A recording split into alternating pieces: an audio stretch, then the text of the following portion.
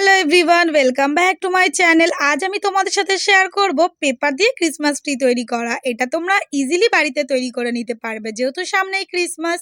তো এর জন্য লাগবে গ্রিন কালারের পেপার, ব্রাউন কালারের পেপার এবং বার্থডেতে যে ক্যাপ ইউজ হয় সেটা। এটা যদি তোমাদের কাছে না থাকে তোমরা কুডো ইউজ করতে পারবে। তাছাড়া যেটা লাগবে সেটা হলো মাল্টি কালার সোলার বল এবং একটা গ্লু। তো ফার্স্টে গ্রিন কালার পেপারকে নিয়ে মিডিল দিয়ে ঠিক এভাবে ফোল্ড করে নেব এবং সমানভাবে সিজারের হেল্পে কাট করে নেব। দেন আবারও কাট করে রাখা একটা পেপার নিয়ে মিডিল দিয়ে ঠিক এভাবে ফোল্ড করব, দেন কাট করে নেব। এভাবে আমরা সবকটা পেপারকে কাট করে নেব। দেখো আমার পেপারগুলো কাট করা কমপ্লিট। এবার কাট করে রাখা পেপারগুলোর মধ্যে থেকে একটা করে পেপার নেব, মিডিল দিয়ে ফোল্ড করে মার্জিন টানবো এবং একটা সিজারের হেল্পে জিরিভাবে কাট করে নেব।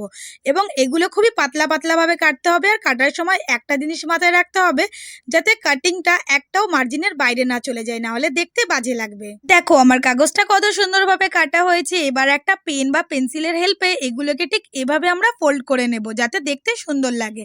তো চলো এবার নেক্সট পার্টে যাওয়া যাক। এর জন্য লাগবে একটা ক্যাপ এবং গ্রিন কালারের পেপার। তো ফার্স্টে গ্রিন কালার পেপারটাকে আমরা এভাবে ফোল্ড করে নেব এবং একটা গ্লুর সাহায্যে স্টিক করে নেব। তারপর ক্যাপের উপর ভালোভাবে লাগিয়ে নেব এবং গ্লু দিয়ে ভালোভাবে স্টিক করে দেবো। আর এক্সট্রা যে পেপার বেরিয়ে থাকবে সেগুলোকে সিজারের হেল্পে রাউন্ড শেপে কাট করে নেব। দেখো আমার যে ক্যাপটা আছে সেটা কত সুন্দরভাবে কভার হয়ে গেছে, দেখতে কত ভালো লাগছে।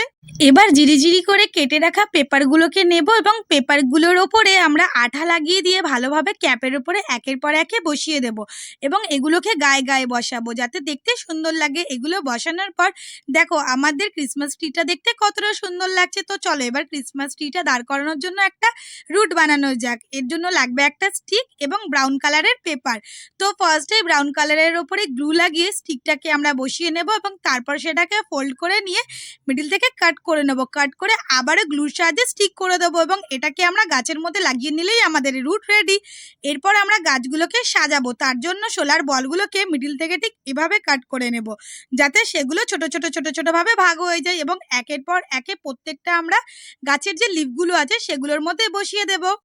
মাল্টি কালার বলগুলোকে আমরা একটু ছাড়া ভাবেই লাগাবো, প্রত্যেকটা পাতায় লাগাবো না। দেখো এটা লাগানোর পর কতটা সুন্দর লাগছে, আমাদের ক্রিসমাস ট্রিটা আরো কালারফুল হয়ে উঠেছে। তোমরা যদি চাও এর মধ্যে আদার্স ডেকোরেটও করতে পারো, আমি জাস্ট এগুলোই লাগিয়েছিলাম।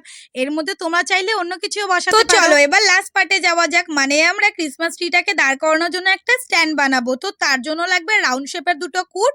তো এই কুটটার উপরে ভালোভাবে আমরা প্রথমে গ্লুটাকে অ্যাটাচ করে দেবো, তারপর সেটাকে আমরা ব্রাউন পেপারের উপর বসিয়ে দেবো। ভালোভাবে শুকিয়ে গেলে আমরা রাউন্ড শেপে কাগজটাকে কেটে নেবো আর খেয়াল রাখবো যাতে কোনো রকম কাগজ বাইরে বেরিয়ে না থাকে। তারপর একটা কম্পাসের হেল্পে আমরা ভালোভাবে একটা বড় হোল বানিয়ে নেবো। যেহেতু কম্পাসের মাধ্যমে হচ্ছিল না, তো সেজন্য আমি সিজারের হেল্পে একটা বড় হোল বানিয়ে নিয়েছি। তারপর গ্লু দিয়ে দুটোকে একসাথে অ্যাটাচ করে দেব এবং এই দুটো শুকিয়ে গেলে আমরা ক্রিসমাস ট্রিটাকে তার উপরে বসিয়ে দেবো। এই স্টিকটা লাগানোর পর যদি নড়বড়ে মনে হয় তাহলে একটা আঠার সাহায্যে ভালোভাবে সেট করে নেবে। And my Christmas tree is ready.